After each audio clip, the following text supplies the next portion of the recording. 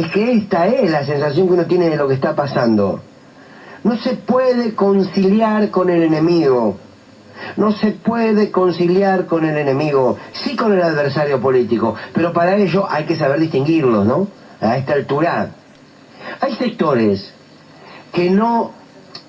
A ver, con los que no vale la pena dialogar, porque no existe el diálogo entre quien oprime y quien es oprimido, porque no hay diálogo de dos partes que son iguales, no hay diálogo entre quien te quita el pan y el hambriento, mientras no le devuelvan el derecho al pan, no hay diálogo posible. Estamos en tiempo donde el Estado debe tener mano dura en términos de lo económico. Necesitamos un Estado con mano dura en términos de lo económico. ¿Para qué? Para dar esa puja distributiva. No se hace porque no se quiere o por temor al caos. Claro, es por temor al caos de la clase media que sale por los medios, porque el caos que genera un 40% de pobres parece que no preocupa mucho. Si lo que viene en la Argentina es una concertación con los mezquinos, si lo que viene es una concertación con los golpistas, si lo que viene es una concertación con los censores, y si lo que viene es la concertación con los intereses de la embajada o con el ajuste del Fondo Monetario, entonces caminamos hacia un nuevo fracaso, hacia una nueva decepción. No podemos ser más garantes del poder ajeno, no queremos ser más la mano tierna de un cuerpo bestial, no podemos ser el instrumento con que el asesino acaba matando a la víctima. Hay que decir basta a conformarse con las formas. El discurso de la unidad con aquellos que nos han destruido está agotado. ¿Esto significa la violencia? No. Significa defender definitivamente lo que el pueblo representa y lo que el pueblo necesita. Las anchas avenidas del medio son una mentira de la historia argentina y no solo de ella. La columna de Fernando Borroni. YPF Barale Hermanos, Sociedad Anónima, que te brinda, además del mejor combustible, un lugar placentero donde disfrutar de un café, una merienda al paso, con la mejor atención. Recibimos todas las tarjetas. Con YPF Serviclub, todas tus compras suman y obtenés promociones y descuentos. Cambio de aceite, chequeo integral en YPF Boxes, que podés pagar con naranja en 6 cuotas sin interés. YPF Barale Hermanos, Sociedad Anónima, te espera en Avenida Sabio, Camino Almafuerte, con el mejor servicio. Estudio jurídico de la doctora Ivana Quiroga Mencio, matrícula profesional 10.673, y doctor Walter Rosaroli, matrícula profesional 10.637. Sucesiones, divorcios, defensas penales. Balcarce 580, Río Tercero. Teléfono de contacto 03 571 15 34 58 45. Veterinaria Prioti te ofrece una especializada atención para tu mascota. Planes sanitarios, cirugía de media y alta complejidad, traumatología, cardiología, radiografía digital, ecografía, electrocardiograma, odontología, laboratorio de análisis clínicos. Veterinaria Prioti, donde tu mascota tiene voz, está en Esperanza 1482. Urgencias 3571 69 28 69.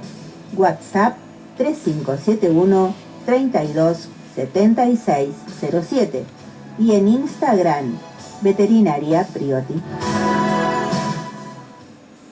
Marcos y Ariel, desmalezados, podas, extracción de árbol. Teléfono WhatsApp 3571 456 295. Estudio Jurídico Nicolás Martín Capellini.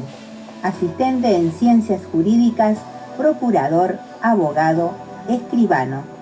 Diplomado en Derecho Procesal Civil, Derecho Laboral y Previsional.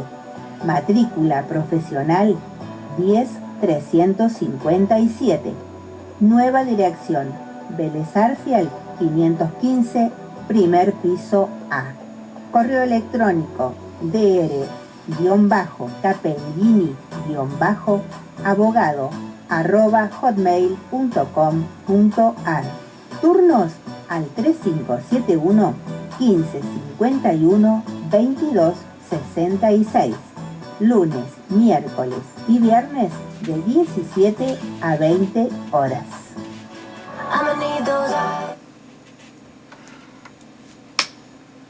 Bueno, ahora sí vamos con el micro Prohibido Olvidar. Estamos difundiendo las cartas de una madre a su hija detenida desaparecida.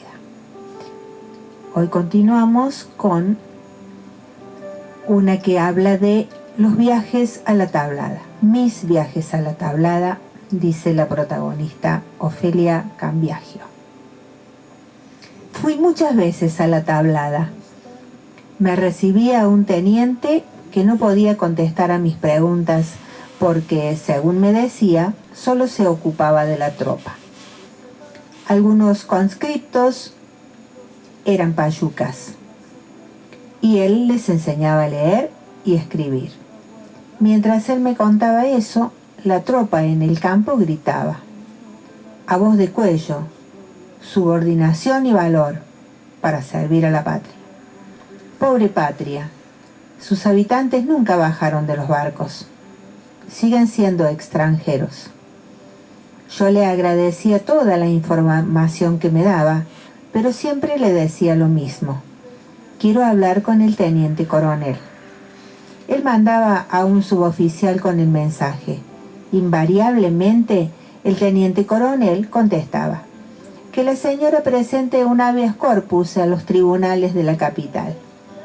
También, invariablemente, yo contestaba: ya lo hice.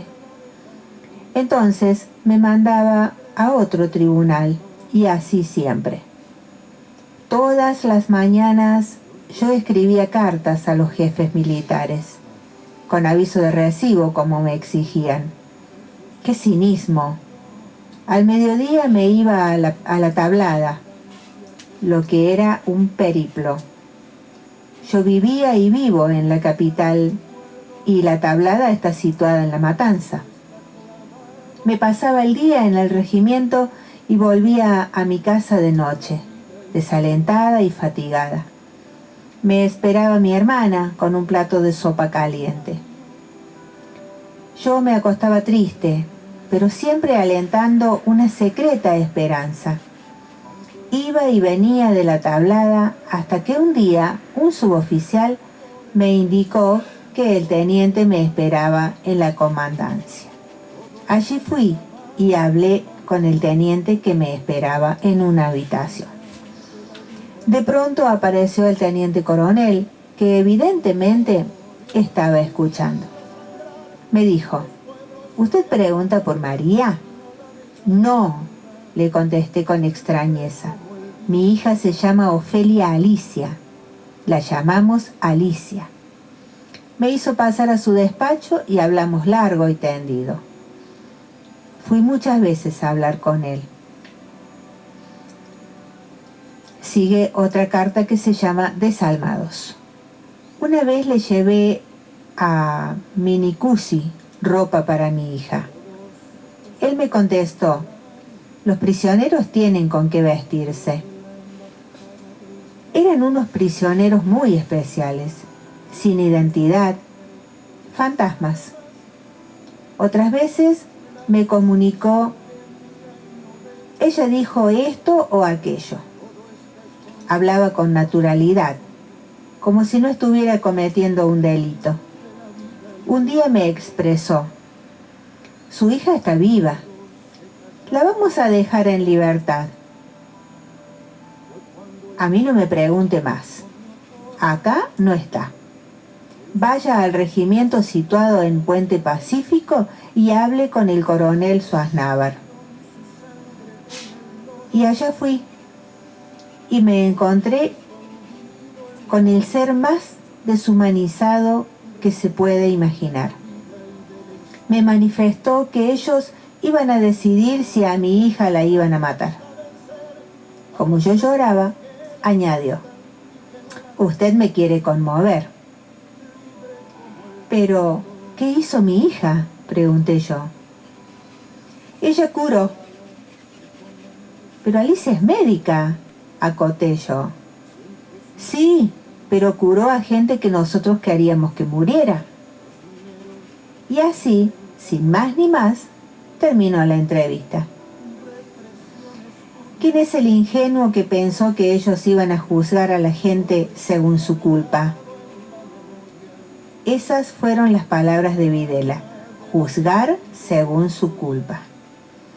¿Qué se puede esperar de gente que un tiempo atrás había hecho una masacre con sus propios compañeros? Recordemos el terrible episodio ocurrido en José León Suárez, donde mataron a los militares peronistas. Si hacían eso con sus compañeros de armas, solo porque tenían un pensamiento político distinto, ya se podía vislumbrar de lo que eran capaces con sus opositores. ¿Qué se puede esperar de personas, por llamarlas de algún modo, que no respetan a una ciudadana porque no piensa como ellos? No conocen otra dialéctica que la de las armas: matar, masacrar, torturar. ¿En qué se diferencian de los animales? No hay diferencia importante. Los animales solo matan por hambre. Ellos matan por el poder. Matan para imponer su idea política. Que no se quejen por sus muertos. En vez de apagar el fuego, lo reavivaron. Tenían los medios para apaciguar y no lo hicieron. Que caiga sobre ellos todo el peso de la ley.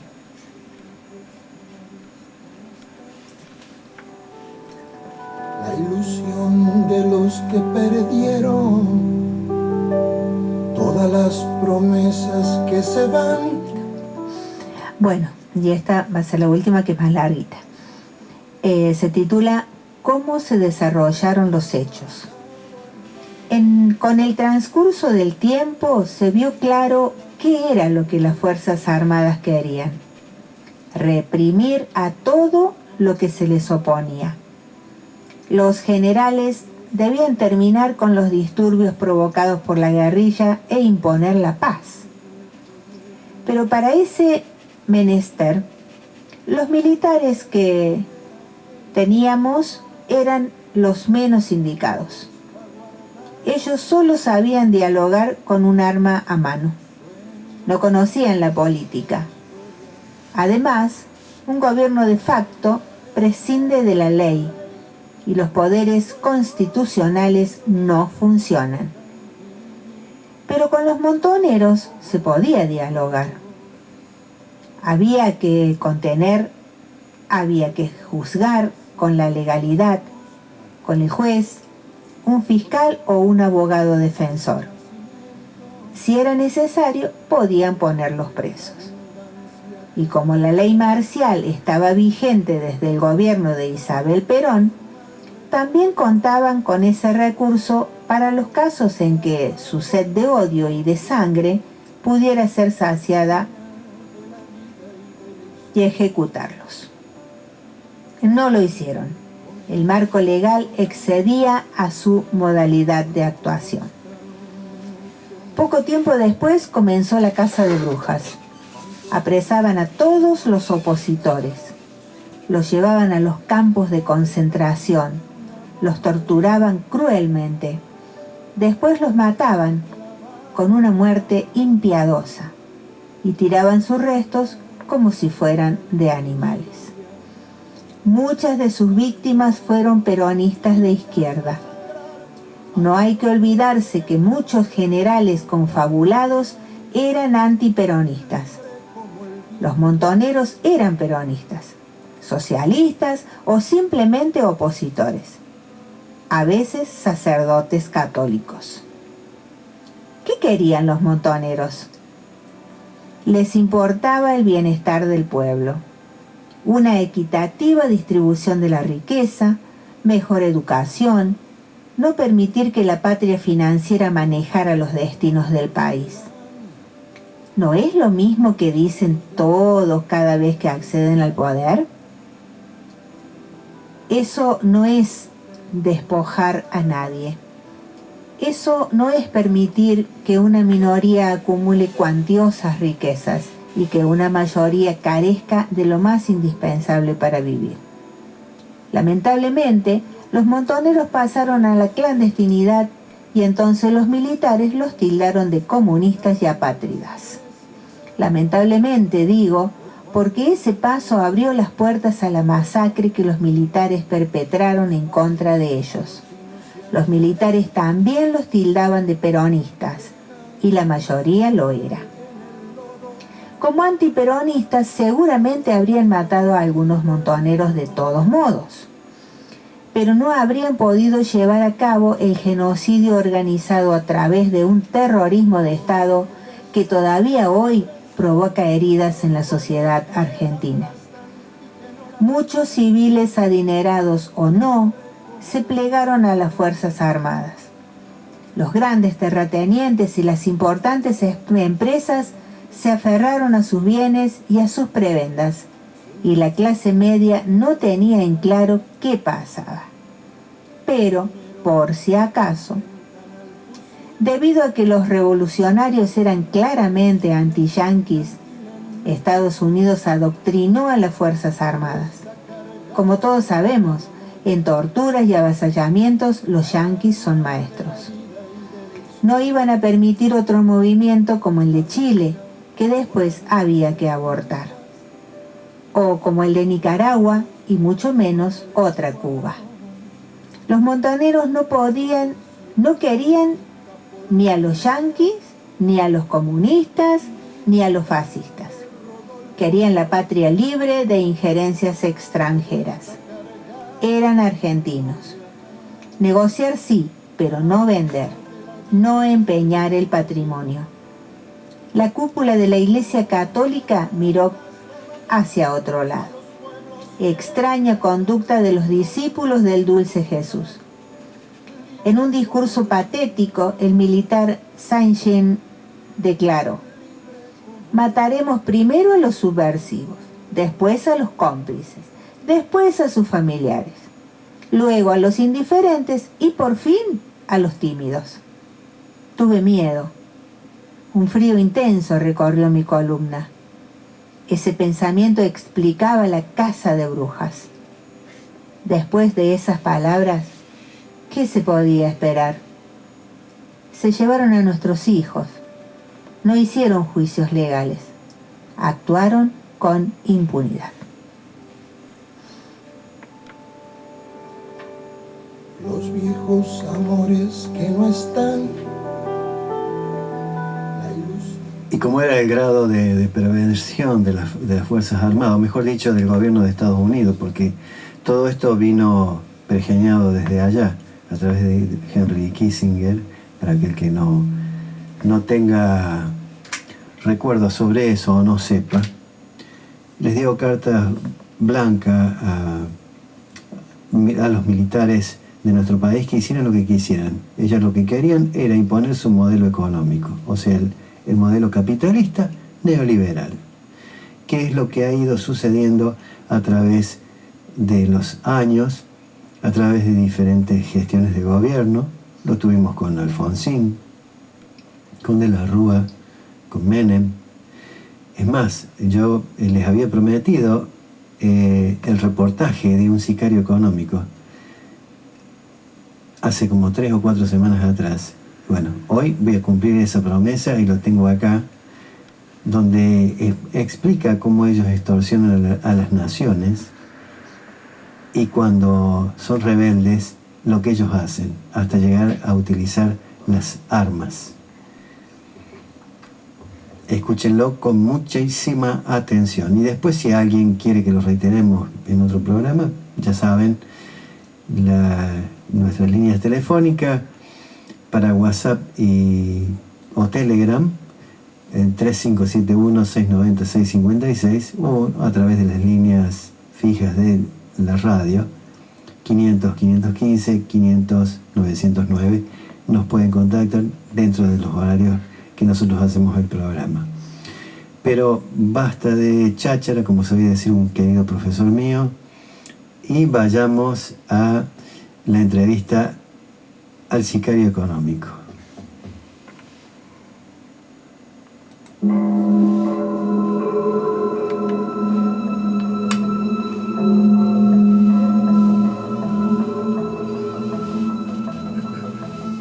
Nosotros, los asesinos económicos, hemos sido realmente los responsables de crear este primer imperio global y trabajamos de muchas maneras diferentes.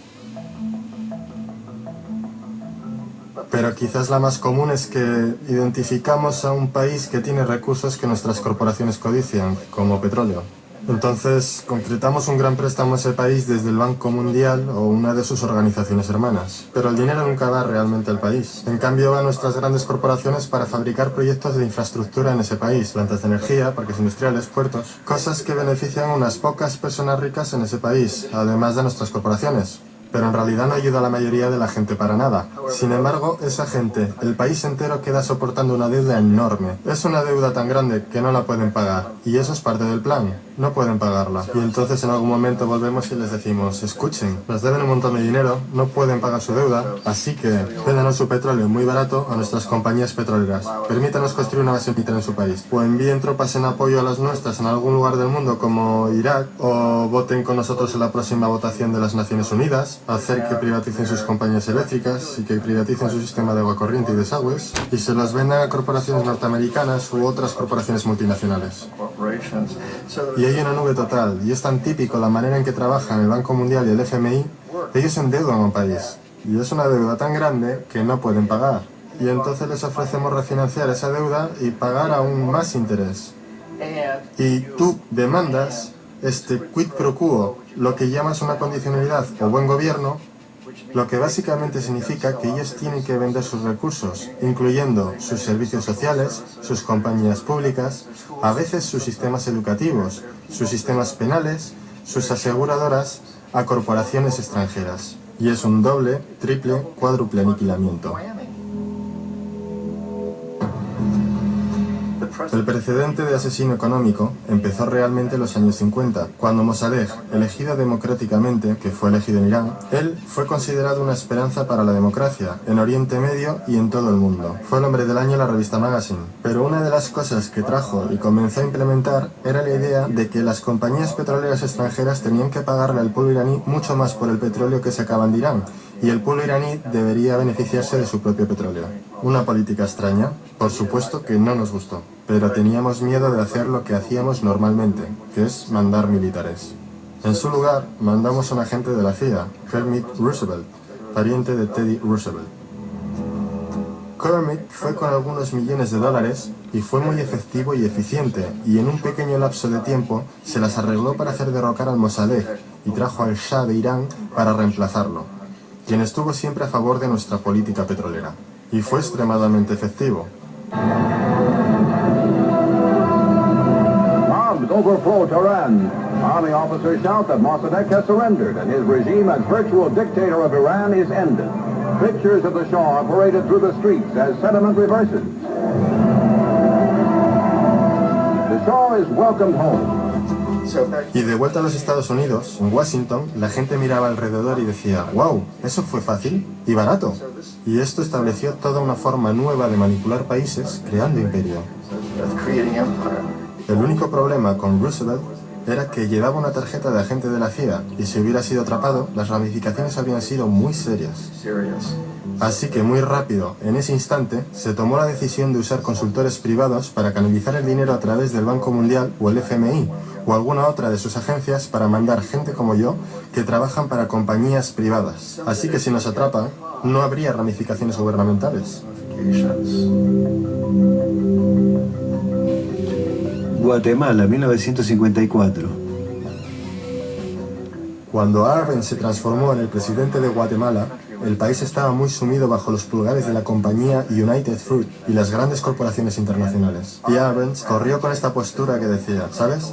Nosotros queremos devolver la tierra a la gente. Y una vez asumió el poder, él estaba implementando políticas que harían exactamente eso, darle los derechos de la tierra de vuelta a la gente. A United Fruit no le gustó mucho eso. Y entonces contrataron una firma de relaciones públicas y lanzaron una campaña masiva en los Estados Unidos para convencer a la gente en Estados Unidos, los ciudadanos de los Estados Unidos, la prensa de los Estados Unidos y el Congreso de los Estados Unidos de que Arbenz era una marioneta soviética y que si le permitiésemos mantenerse en el poder, los soviéticos tendrían un punto de apoyo en ese hemisferio. Y en aquella época había un gran temor en la mente de todos, del terror rojo, el terror comunista. Y entonces, para hacer corta una historia larga, de esta campaña de relaciones públicas vino un compromiso de parte de la CIA y los militares para eliminar a este hombre. Y de hecho lo hicimos. Mandamos aviones, mandamos soldados, mandamos chacales, nosotros mandamos todo para eliminarlo. Y lo eliminamos.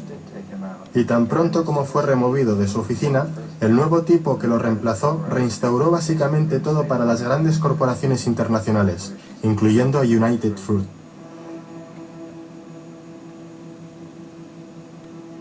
Ecuador, por muchos años fue regido por dictadores proamericanos, a menudo relativamente brutales. Entonces se decidió que habría una verdadera elección democrática. Jaime Roldós se postuló y su principal meta, dijo como presidente, sería asegurar de que los recursos de Ecuador se usarían para ayudar a la gente. Y ganó, de manera aplastante, por más votos de los que nadie ha ganado nunca en Ecuador, y comenzó a implementar estas políticas para asegurarse de que las ganancias del petróleo fueran a ayudar a la gente. Bueno, a nosotros no nos gustaba esto en los Estados Unidos. Yo fui enviado como uno de varios asesinos económicos para cambiar a Roldós, para corromperlo, para darle la vuelta, para hacerle saber, ya sabes. ¿De acuerdo? Ya sabes. Puedes hacerte muy rico tú y tu familia si juegas nuestro juego. Pero si continúas intentando mantener estas políticas que has prometido, te vas a ir. Él no escuchaba. Fue asesinado. Tan pronto como cayó el avión, todo el área fue acordonado. La única gente a la que se le permitió entrar eran militares de una base americana próxima y algunos militares ecuatorianos. Cuando se lanzó una investigación, 2 de los testigos clave fallecieron en accidentes de tráfico antes que tuvieran la oportunidad de testificar.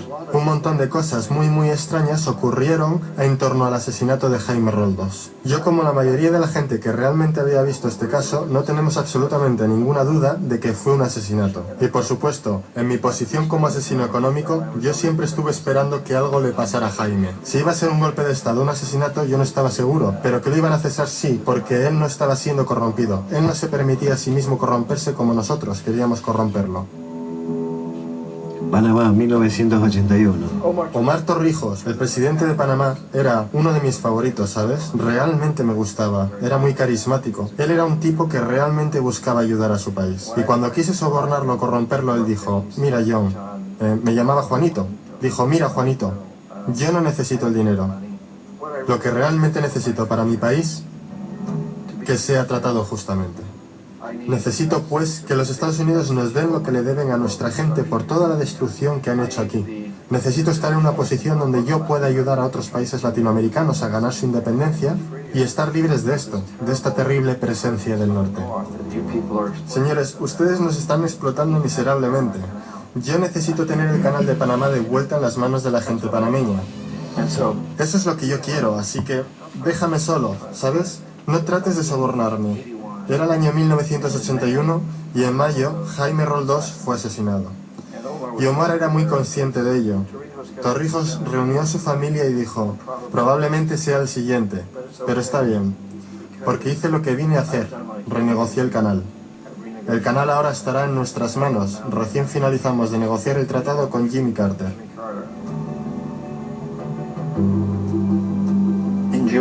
En junio de ese mismo año, solo un par de meses después, él también cayó en un accidente aéreo, el cual, no hay duda, fue ejecutado por chacales apoyados por la CIA. Hay un montón de pruebas de que uno de los guardias de seguridad de Torrijos le entregó en el último momento, mientras subía al avión, una grabadora.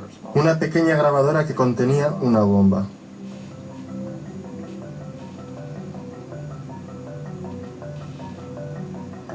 Venezuela, Es interesante 2002. para mí cómo este sistema ha continuado de la misma forma por años, años y años, salvo que el asesino económico se ha vuelto mejor, mejor y mejor. Entonces nos las vimos muy recientemente con lo que pasó en Venezuela.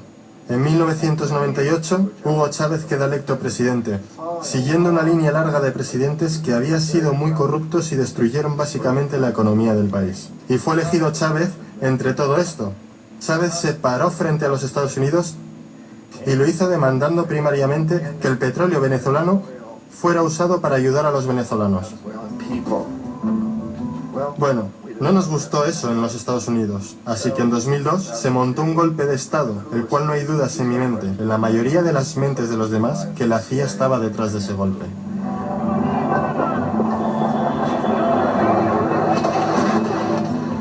La manera en que fue fomentado ese golpe era muy parecido a aquel que Kermit Roosevelt hizo en Irán, de pagarle a la gente para que saliera a las calles, para manifestarse, para protestar, para decir que Chávez era muy impopular. ¿Sabes? Si puedes hacer que unos pocos miles de personas hagan eso, la televisión puede hacerlo parecer como que es el país entero y las cosas comienzan a crecer rápidamente, excepto en el caso de Chávez. Él fue lo suficientemente inteligente y la gente lo respaldaba tan fuertemente que lo superaron, el cual fue un momento fenómeno en la historia de América Latina. Irak, 2003. Irak realmente es el ejemplo perfecto de cómo funciona todo el sistema. Entonces nosotros, los asesinos económicos, somos la primera línea de defensa. Nosotros entramos, tratamos de corromper a los gobernantes y conseguimos que acepten estos préstamos enormes, lo que usamos entonces como palanca para ser dueños de ellos básicamente. Si fallamos, como fallé en Panamá con Omar Torrijos y en Ecuador con Jaime Roldós, hombres que rehusaron a ser corrompidos, entonces la segunda línea de defensa es mandarles los chacales. Y los chacales o derrocan gobiernos o asesinan. Y una vez que pasa eso y un nuevo gobierno entra, ese nuevo presidente sabe lo que le pasará si no lo hace. En el caso de Irak, ambas líneas de defensa fallaron. Los asesinos económicos no fueron capaces de llegar a Saddam Hussein. Lo intentaron muy duro. Tratamos de conseguir que aceptase un trato similar al que la Casa de Saud aceptó en Arabia Saudí.